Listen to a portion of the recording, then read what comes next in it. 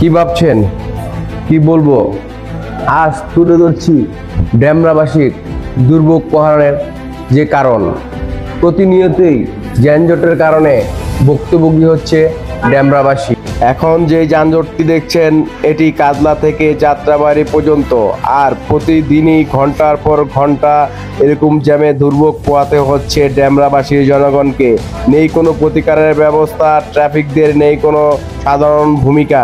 এভাবেই তো দেখলেন দিনের যে অবস্থা, আপনাদেরকে দেখাতে যাচ্ছি রাত্রেও ঠিক সেই ধরনের অবস্থা হয়ে থাকে। দিনের যে অবস্থা, রাতে তার চাইতে করুণ অবস্থা। নিজ গন্তব্যস্থলে পৌঁছানোর জন্য ডেমরার সাধারণ মানুষ তাদের যানবাহনগুলো পাচ্ছে না। এর কারণ রাতের বেলায়ও ফ্লাইওভারে দীর্ঘ যানজট লেগে থাকে।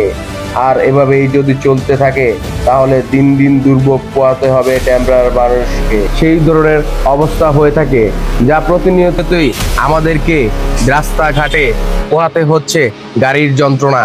সেটাই আপনাদের কাছে তুলে ধরলাম। অবশ্যই এর প্রতিকার করার ব্যবস্থা নেবেন।